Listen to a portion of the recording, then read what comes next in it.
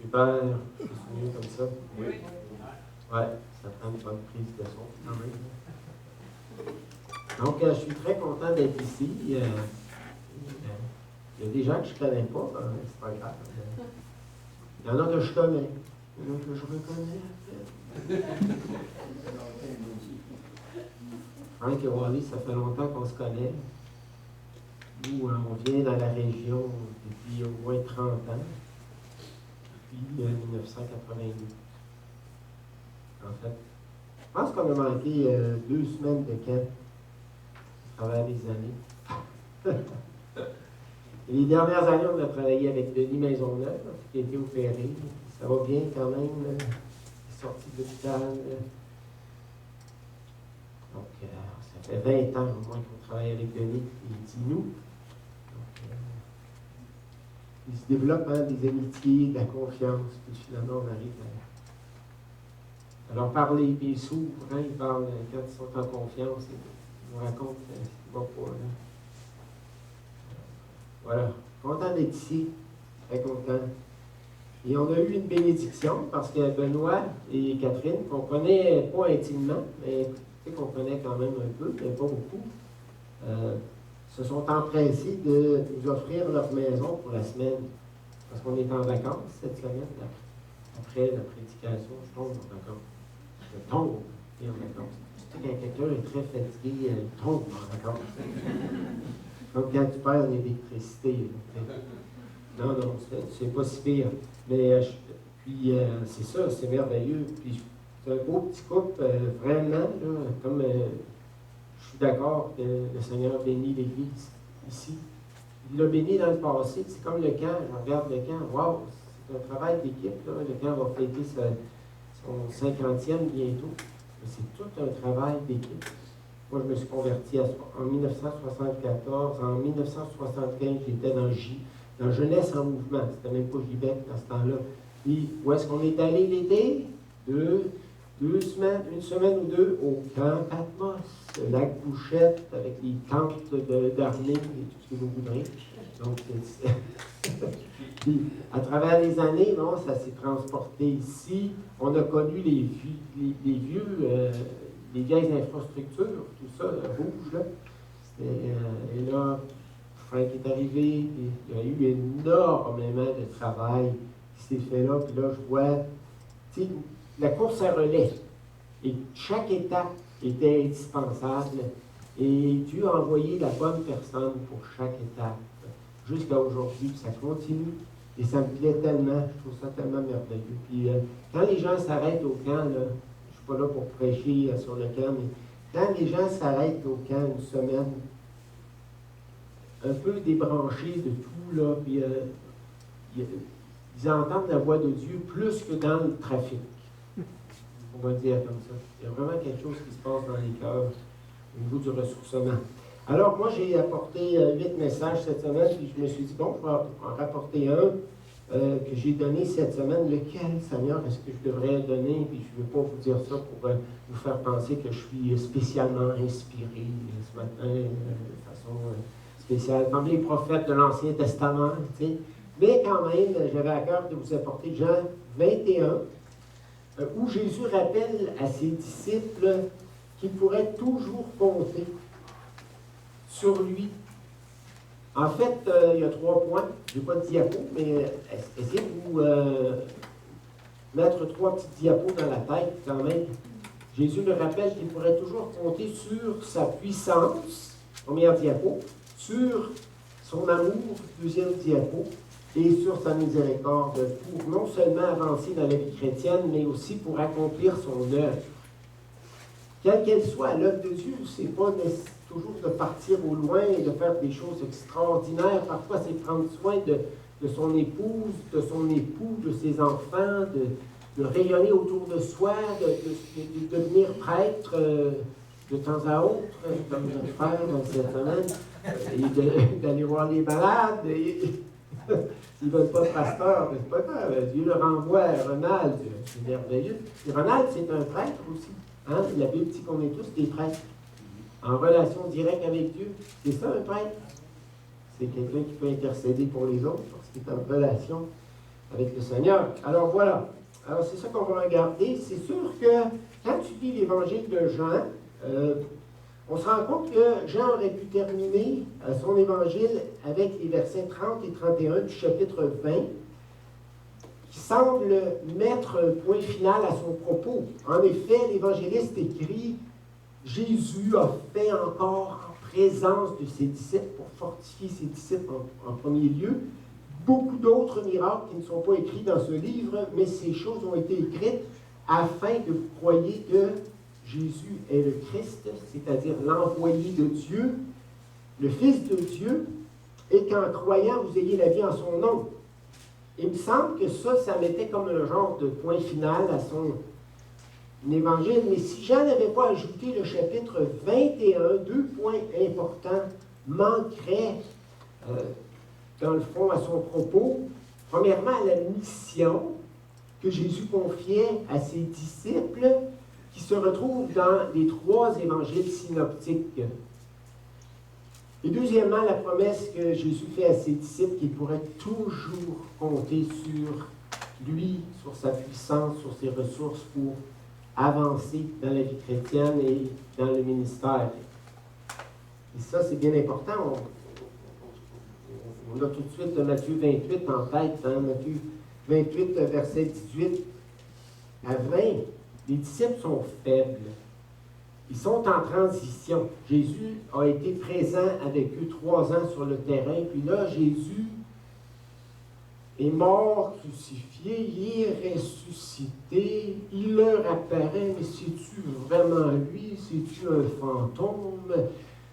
Là, ils sont en transition. Ils sont déstabilisés parce qu'ils sont habitués d'avoir Jésus en chair et en os avec eux, qui les suit, qui les conseille, qui les encourage, qui les reprend au besoin. Mais ils sont habitués à la présence physique de Jésus. Mais là, c'est un Jésus qui apparaît, qui disparaît, puis où est-ce qu'il entre ça, on ne sait pas trop. Puis pendant qu'il disparaît, il est encore avec nous et tout. Donc, ils ne savent pas ça. Ils sont dans la confusion, ils sont dans le doute et ils sont découragés. Ça, c'est le constat qu'on peut faire quand on lit Matthieu, le contexte, et quand on voit ici la scène. Mais Jésus leur dit, « Hey, tout pouvoir m'a été donné dans les cieux et sur la terre. Je suis plus puissant que je ne l'ai jamais été, depuis que je suis monté à la droite du Père. Et non seulement je suis plus puissant que jamais, mais je suis avec vous tous les jours jusqu'à la fin des âges. » Il n'y a pas de journée. Mais vous devez apprendre à croire que je suis avec vous sans me voir, sans me toucher, sans m'entendre de façon audible. Mais je suis là. Même quand ça va mal, même quand vos émotions sont chamboulées, je suis là. Et c'est ça qui était différent et il devait s'adapter à cette nouvelle réalité. Alors, mon premier point, Jésus rappelle aux disciples qu'ils pourraient toujours compter sur sa puissance, et on trouve ça dans les versets 1 à 8 de Jean 21. On va lire d'abord les 3 premiers versets. Après cela, Jésus se montra encore aux disciples sur les bords de la mer de Tibériade, c'est-à-dire la mer de Galilée. Et voici de quelle manière il se montra: Simon-Pierre, Thomas, appelé Didyme, Nathanaël de Cana, en Galilée, les fils de Zébédée, et 2 autres disciples de Jésus étaient ensemble. Simon-Pierre leur dit, « Je vais pêcher. » Ils lui dirent, « Nous allons aussi avec toi. » Ils sortirent et montèrent dans une barque, et cette nuit-là, ils ne prirent rien. Les disciples étaient sortis de leur cachette de Jérusalem parce qu'ils avaient eu peur lorsque les Romains avaient mis la patte sur Jésus. Les disciples s'enfuirent et allèrent se cacher parce qu'ils ne voulaient pas que les Romains mettent la patte sur eux non plus. Donc, c'était des hommes comme nous, des gens qui avaient des moments forts dans la foi, mais des moments de faiblesse, des moments de doute, des moments de crainte. Alors, ils sont allés se cacher, puis après ça, ils sont retournés en Galilée, puis il semble qu'ils avaient repris leurs activités professionnelles d'autrefois. Ils savaient que Jésus était ressuscité, mais comme je vous l'ai dit, ils ne savaient pas trop ce que leur réservait la suite des événements. Ils étaient devant l'inconnu. Certains ont pensé qu'ils s'étaient refroidis spirituellement, mais je pense qu'il n'en est rien. Je pense qu'ils étaient simplement dans une période de transition et de confusion. Et ça arrive que Dieu ne nous explique pas tout, ne nous montre pas tout, et qu'on doive quand même lui faire confiance, continuer de lui faire confiance. C'est ça, là. Et ne pas oublier tout ce qu'on a vécu avec lui dans le passé. Ils avaient besoin d'être ensemble pour réfléchir et discuter à tout ce qui s'était passé en si peu de temps. D'ailleurs, c'est ce que le verset 2, pas Dieu, c'est drôle ça, hein? Le verset 2. Le verset 2, un autre lapsus, le verset 2 nous dit Simon-Pierre, Thomas, Nathanaël, les fils de Zébédée, les deux autres disciples de Jésus étaient ensemble. Ils avaient besoin d'être ensemble pour se réconforter, pour se fortifier. Et c'est intéressant de voir que Nathanaël, à qui Jésus avait rendu témoignage dans Jean 1, 47, se retrouve avec eux. Nathanaël était un homme de foi exceptionnel. Dieu lui avait simplement dit, lorsque tu étais sous le figuier, là, avant que Philippe l'appelle pour aller vers Jésus, je t'ai vu, je te voyais. Comment tu m'as vu? Tu n'étais pas près du figuier. Oui, mais... Puis ça lui a suffi pour croire que Jésus était le Messie, le Fils de Dieu. Donc c'est un homme non seulement d'une grande intégrité, mais d'une grande foi, une foi exceptionnelle. Qu'est-ce qui attendait les disciples? Ils ne le savaient pas trop, mais pour eux, une chose était certaine. Jésus qui les avait accompagnés pas à pas durant les 3 dernières années ne serait plus avec eux de la même façon au quotidien, comme je l'ai dit tout à l'heure. Donc, ils devaient vivre un deuil relationnel et un deuil ministériel aussi. Ils étaient déstabilisés. Et je pense que les disciples ne se rendaient pas compte à quel point la Pentecôte et le Saint-Esprit qui allait descendre sur eux allait les fortifier grandement dans quelques jours. Hein? Jésus se montre à eux, alors qu'ils sont faibles.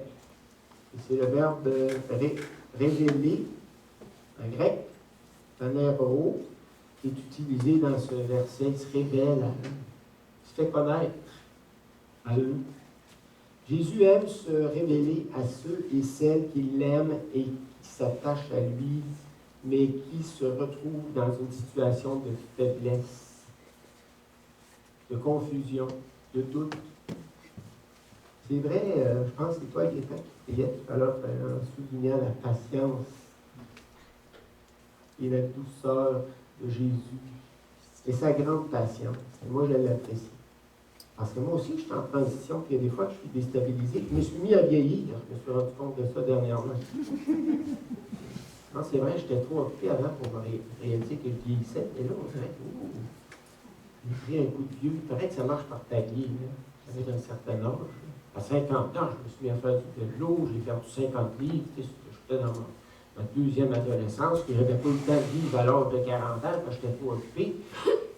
Puis là, j'avais pas eu le temps de vieillir, mais là, je me rends compte, près de 65 ans, je commence à vieillir. Il me semble que je n'ai pas le gosse que j'avais, puis autant d'énergie que j'avais. Je suis obligé de m'ajuster. J'ai des nouveaux défis, des nouveaux combats, des nouveaux défis. Puis je dois accepter de vieillir. J'ai de la misère à accepter de vieillir. Est-ce que ça vous est arrivé? Je ne sais pas. Hein? C'est pas facile de vieillir. Et, c'est une transition. Est-ce que tu peux compter sur la puissance de Dieu quand tu vieillis? Tu as moins de résistance, tu es moins patient. Il y a des messieurs qui vieillissent mal. Puis moi, parce qu'ils critiquent tout le temps, la fuse saute à tout moment. Moi, j'ai dit, Seigneur, je te prie que je puisse bien vieillir. Je te demande la grâce de bien vieillir et de continuer à être inspirant. Et j'ai besoin de sa puissance pour ça. Alors, je reviens à notre texte. C'est le train. Le train qui nous fait compétition. Le verset 3 nous dit que les disciples partirent tous ensemble à la pêche et passèrent toute la nuit à pêcher. Ils savaient que c'était le meilleur temps pour pêcher. c'est pas quand le soleil se lève et qu'il commence à darder là, de tous ses rayons, c'est le temps d'aller à la pêche. Normalement, les poissons montent quand c'est noir, n'est-ce pas? Donc, vous savez, c'était des professionnels de la pêche, là. Peut-être que ça varie d'un endroit à l'autre, mais disons que, grosso modo, c'est pas mal ça. Donc, ils n'ont pas pris le moindre poisson. Ils n'en ont pas pris un durant la nuit. Et c'est dans ce contexte de faiblesse et de désarroi que Jésus se révèle encore une fois à eux et leur révèle sa puissance. Versets 4 à 6, le matin étant venu, Jésus se trouva sur le rivage, mais les disciples ne savaient pas que c'était Jésus. Jésus leur dit, enfants, n'avez-vous rien à manger? Il avait faim, en plus d'être découragé. Il avait faim, n'avez-vous rien à manger? Ils répondirent non. Il leur dit, jetez le filet du côté droit de la barque et vous trouverez. Ils le jetèrent donc et ils ne pouvaient plus le retirer à cause de la grande quantité de poissons. On se demande pourquoi les disciples ne savaient pas que c'était Jésus. Ne l'avaient-ils pas reconnu? Peut-être que c'était le petit matin, c'était peut-être pas encore le plein matin, le plein soleil, là. C'était peut-être encore un petit peu obscur, ou peut-être qu'ils ne l'ont pas reconnu parce qu'ils étaient à une certaine distance quand même du rivage. Quoi qu'il en soit, Jésus leur parle avec sollicitude, avec amour, et leur dit « Enfants ». Imaginez, les gros hommes poilus, là, robustes. Enfants, païtia, petits enfants.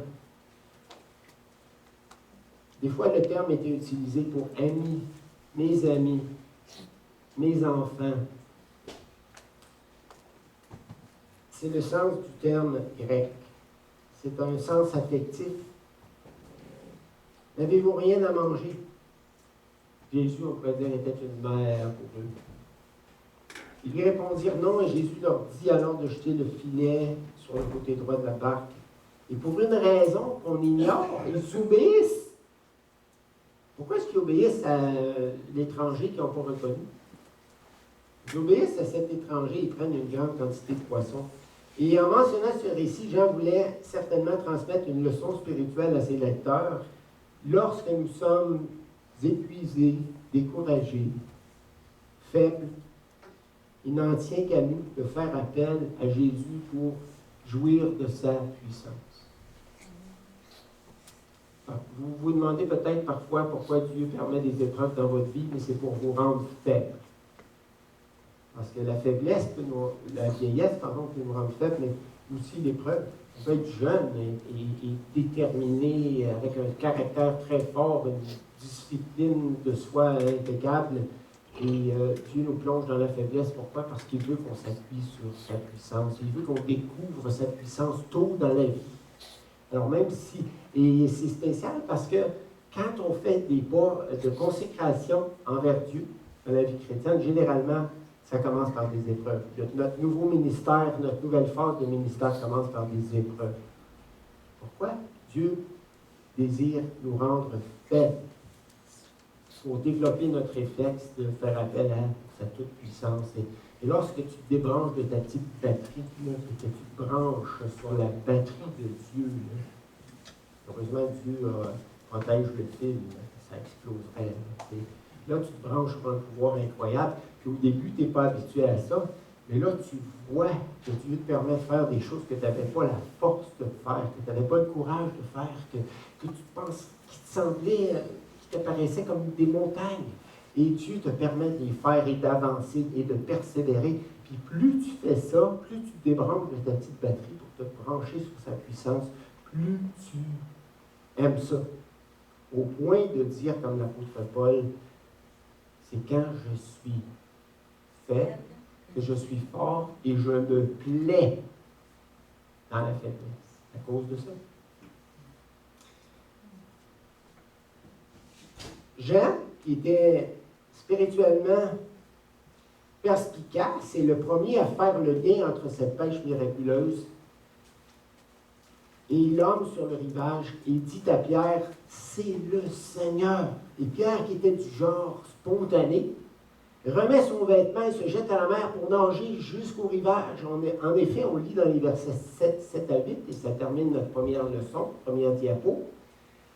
Alors le disciple que Jésus aimait dit à Pierre, « C'est le Seigneur. » Et Simon Pierre, dès qu'il eut entendu que c'était le Seigneur, mit son vêtement et sa ceinture, car il était nu complètement, ou torse nu, ça n'a pas d'importance, et se jeta dans la mer. Les autres disciples vinrent avec la barque tirant le filet plein de poissons, car ils n'étaient éloignés de terre que d'environ 200 coudées. Une coudée mesurait un peu moins que 50 cm. Une coudée, là, c'est du poignet jusqu'au coude. Et là, on n'a pas tous la même longueur de bras, mais à peu près, là. Puis, il y avait 200 coudées. Donc, ça équivalait à peu près à une centaine de mètres, 300 pieds, plus de 300 pieds quand même, ce qui est quand même une bonne distance à la nage. Bref, alors que les disciples avaient pêché toute la nuit sans rapporter la moindre prise, Jésus leur fait vivre une autre pêche miraculeuse pour leur rappeler qu'ils pourraient toujours compter sur sa puissance.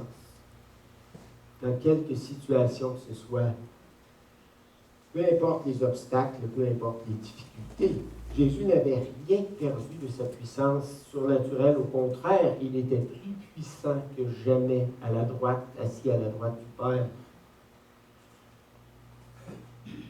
Bon, je vous ai parlé des preuves de faiblesse. Je ne vais pas m'en tirer le point, mais j'en ai vécu dans ma vie. Est-ce qu'il y en a ici présents qui ont vécu des périodes d'épreuve?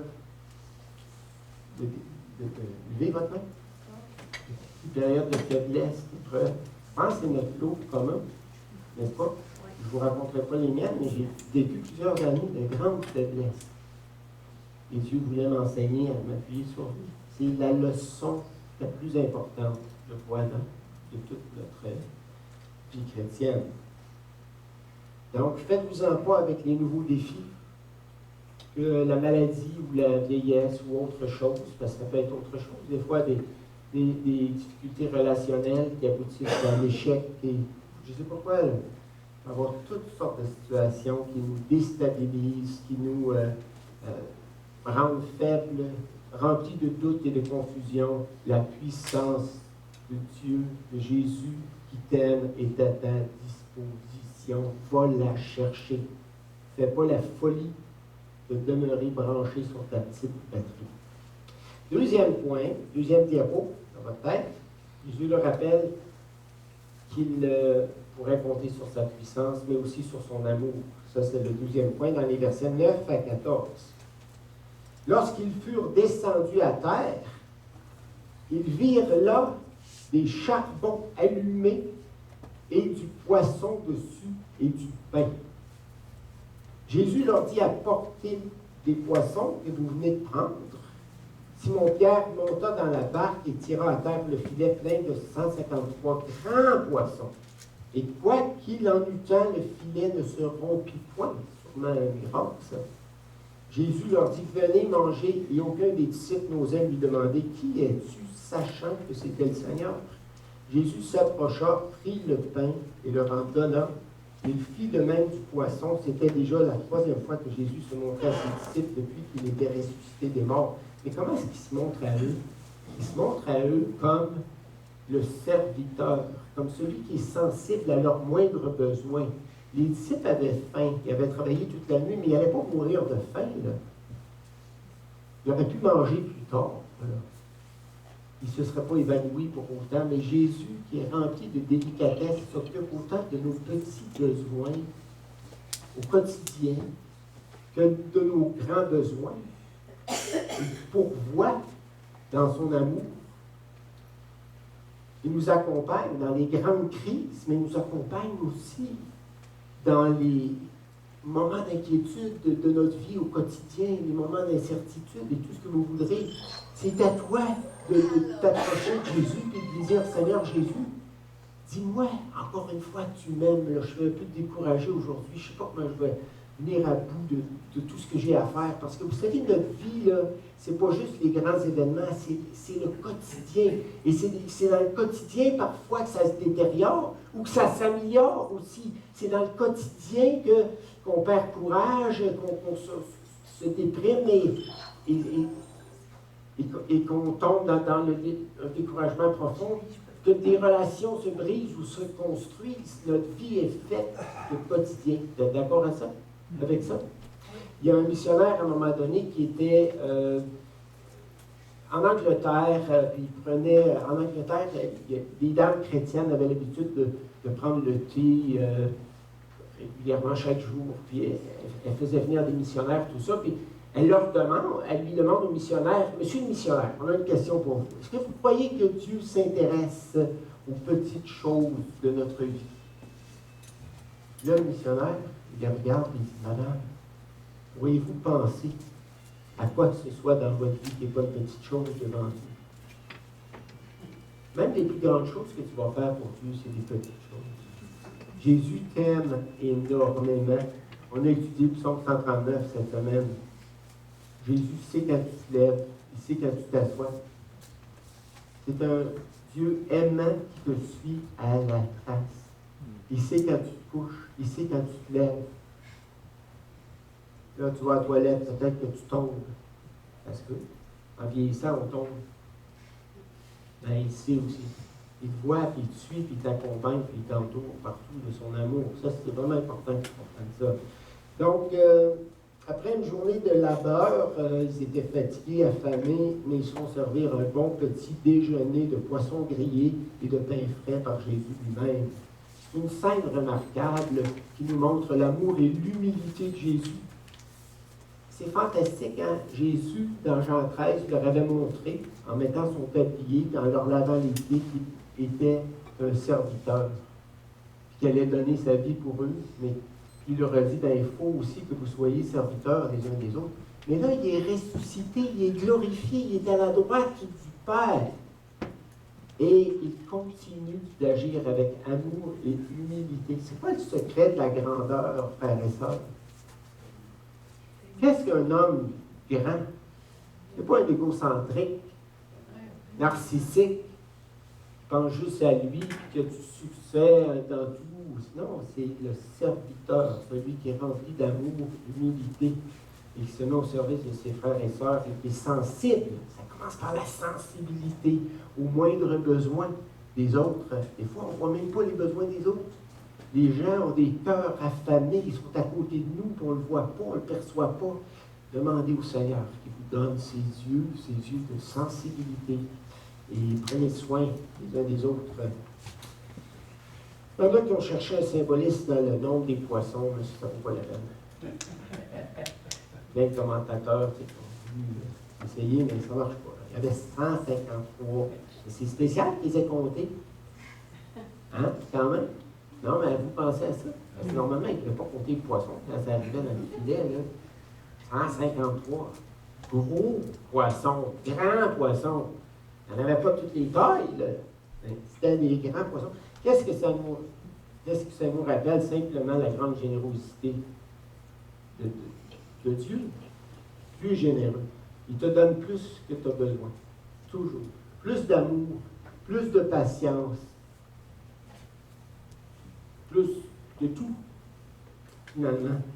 On voit ça dans la nature aussi. Puis dans Jean, c'est incroyable, les fleuves d'eau vive qui coulent dans ton cœur. Quand Jésus multipliait les pains, là, il en restait des corbeilles entières, puis les gens prenaient tant qu'ils en voulaient, tant qu'ils avaient faim, puis les poissons aussi, et tout ce que vous voudrez. Dieu est généreux. Très généreux.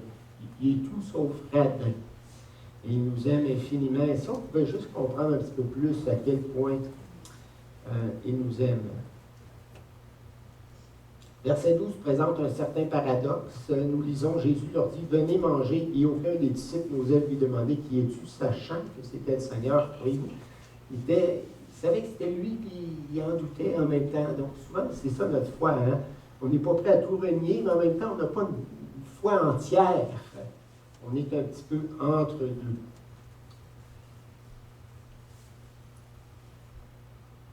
Voilà. Et le fait que Jésus leur donne du pain aussi, ça a dû leur rappeler des moments de communion qu'il avait eu à la table avec lui. Alors, ça nous conduit à notre troisième vérité. Jésus leur rappelle quoi? qu'il pourrait toujours compter sur sa miséricorde. C'est correct dans le temps? Il faut finir à midi. C'est ça? C'est bon. On a presque fini, de toute façon. Versets 15 à 23.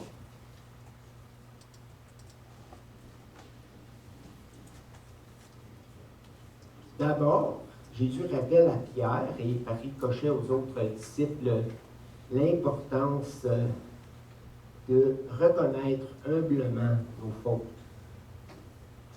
Ça, c'est vraiment important. C'est pas très, très répandu dans notre monde évangélique.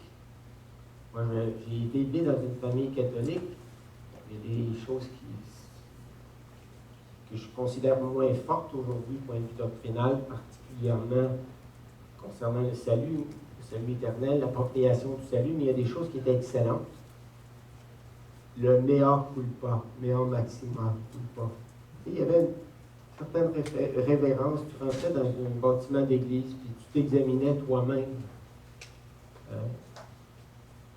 Pour voir si devant Dieu, tu avais commis des fautes, si tu avais fait de faux pas, si ta vie avait été désagréable, si tu avais violé ses commandements. Il y avait un examen du cœur là, que je retrouve moins facilement dans le monde évangélique. Ça fait quand même plus de 45 ans que je suis dans ce monde-là.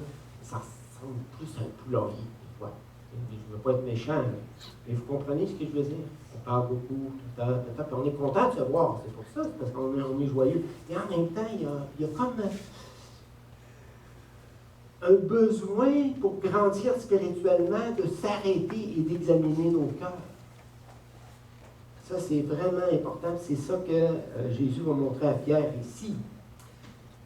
En effet, nous lisons au verset 15, après qu'ils eurent mangé, Jésus dit à Simon-Pierre, c'est important, puis là, il dit ça devant tous les autres.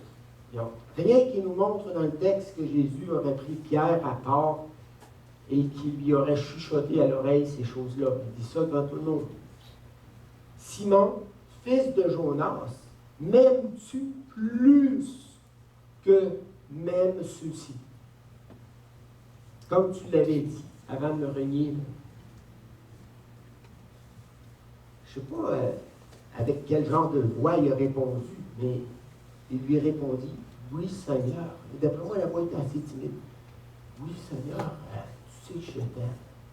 Je suis certain la voix n'était pas aussi forte qu'avant le reniement. Jésus lui dit, paie mes agneaux. Je te fais confiance. Paie mes agneaux. C'est comme s'il rétablissait devant les autres disciples, publiquement.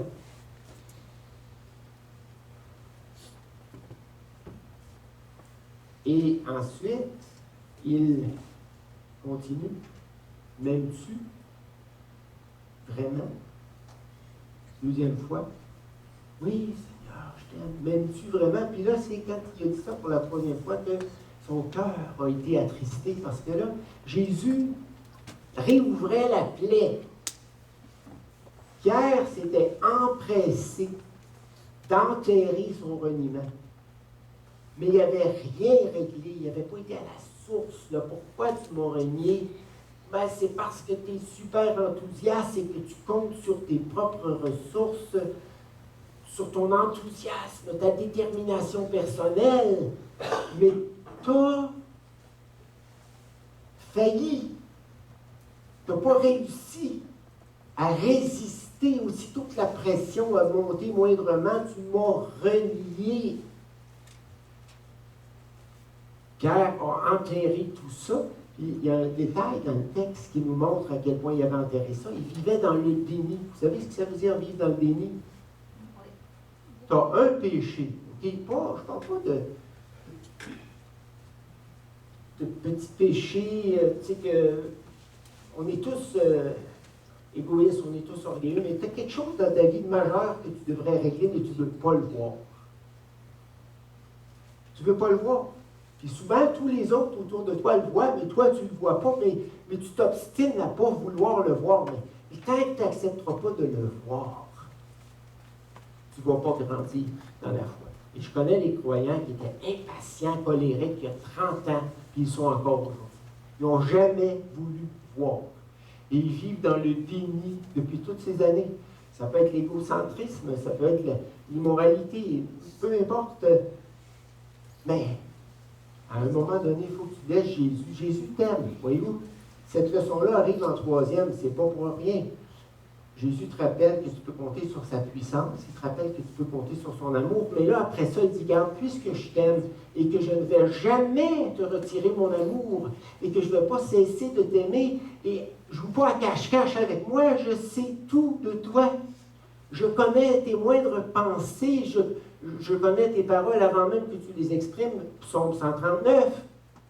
Tu n'as rien caché et je t'aime même si je connais tout de toi. Moi, je me demande quel humain continuerait de m'aimer si je leur racontais tout de moi. Mes moindres pensées, mes moindres défauts. Je ne sais pas. Alors, Jésus dit, écoute, Pierre, m'aimes-tu vraiment? Puis il veut que Pierre, lui, cesse de vivre dans le déni. C'est bizarre, hein, parce que même les alcooliques anonymes là, qui se sont inspirés dans le fond du christianisme, le principe chrétien, disent, ben, tant que tu n'as pas reconnu que tu étais alcoolique, tant que tu n'es pas capable de te mettre devant le groupe et de dire, je suis alcoolique, ben, tu ne peux pas t'en sortir. Mais nous, on a le Saint-Esprit, on a Jésus qui nous aime. Il faut que tu te mettes dans la glace et tu dis, je suis un égoïste. Je ne suis pas gentil avec mon épouse. Je suis impatient et méchant avec elle. Mais toi, devant le miroir, là, puis dis, Seigneur Jésus, je sais que tu m'aimes et à cause de ça, je suis capable de me mettre devant le miroir. Puis je vais cesser de vivre dans le déni. J'avoue, je confesse et je te prie, Jésus, dans ta grande miséricorde, non seulement de me pardonner, mais de me rendre plus fort, de me délivrer de ce problème-là, parce que c'est ça qui se passe dans le texte ici. C'est pas juste que Jésus va lui pardonner, mais il dit, garde, Pierre, tu as toujours fait ce que tu voulais, comme tu voulais, impulsivement jusqu'à présent, mais un jour, quelqu'un va te conduire où tu ne voudras pas. Et tu vas accepter d'être conduit de cette façon-là, et tu vas mourir pour moi. Tu vas accepter de mourir pour moi. Tu as eu peur de déplaire avant la crucifixion, puis tu m'as renié pour ne pas déplaire aux gens qui t'entouraient. Mais là, un jour, tu vas aller au martyre et tu ne vas pas reculer. Parce que je vais t'avoir transformé. Pourquoi? Parce que tu vas avoir arrêté de vivre dans le déni, puis tu vas avoir confessé ton péché, puis je vais te pardonner, puis je vais te fortifier, puis je vais te transformer. Et c'est merveilleux de voir que 3 décennies après, et quand Jean a écrit son évangile, Pierre est mort. Il est mort martyr à Rome, probablement sous Néron, l'empereur Néron. Mais 3 décennies après, là, Pierre écrit des lettres extraordinaires. 1 et 2 Pierre. Allez lire ces 2 lettres-là si vous voulez constater la transformation que Jésus a opérée dans le cœur de l'apôtre Pierre. C'est plus le même homme. C'est lui qui exhorte les croyants qui souffrent à endurer, à souffrir pour Jésus, en se laissant inspirer par l'exemple de Jésus et tout ce que vous voudrez. C'est plus le même Pierre, pantoute. C'est plus l'impulsif qui a une vie chrétienne en montagne russe. C'est un homme solide, un homme profond. Ben, toi aussi, tu peux être transformé. Peu importe ton péché, peu importe ta difficulté, peu importe ton combat. Moi, je pourrais vous raconter mes défauts, mais je ne le ferai pas ce matin. Parce que notre tête est coupée. Merci Seigneur, merci, tu me sauves des désastres. Sauvé par la cloche.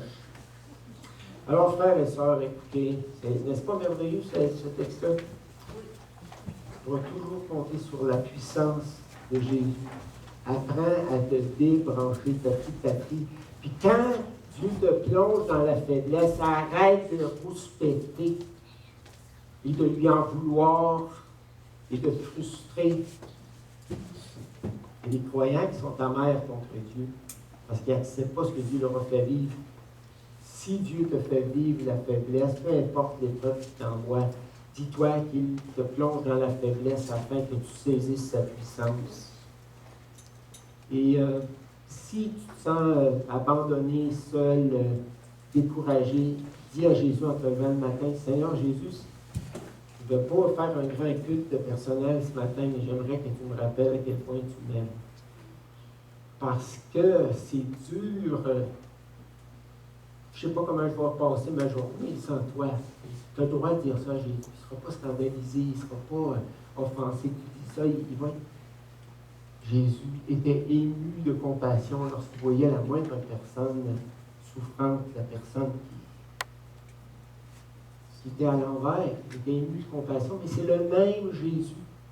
Le même Jésus qui a servi un petit déjeuner. Imaginez comment c'est délicat, Jésus qui prépare le petit déjeuner comme un serviteur pour ses disciples. C'est le même Jésus. Il va venir à la course vers toi, puis il va dire, mon enfant, il va te donner un hug, même dans un temps de confinement. Et M. Legault ne pourra pas l'attraper, ni la police. Parce qu'il a le droit de te donner une accolade. Jésus est là, toujours présent. Voilà. Et pour ce qui est de la miséricorde, ben là, tu serais fou de te priver non seulement de son pardon, tu as déjà pardonné tous tes péchés. Si tu es un vrai croyant, tu as invoqué Jésus pour pardonner tes péchés un jour et pour te réconcilier avec Dieu le Père, eh bien, si tu es un vrai croyant, Dieu n'a pas juste effacé tes péchés passés, mais tes péchés présents et tes péchés à venir. Il t'a donné ce qu'on appelle un pardon présidentiel, un pardon global. Donc, tu es pardonné de tous tes péchés, tu ne seras jamais condamné. Qu'est-ce que tu attends pour lui? Confesser tes faiblesses ou tes péchés que tu n'arrives pas à déraciner de ton cœur. Et si le Fils vous rend libre, c'est-à-dire Jésus, vous serez, et on termine avec ça, vous serez quoi? Réellement. Vraiment libre. Donc, merci Seigneur pour toutes ces bénédictions que tu mets à notre disposition. Et on est tellement heureux de te connaître, de t'appartenir. Et Seigneur, apprends-nous à vivre dans l'humilité. Apprends-nous, Seigneur, à servir et à aimer les frères comme toi. Et apprends-nous, Seigneur, à dépendre de toi encore plus. En ton nom précieux. Amen. Amen.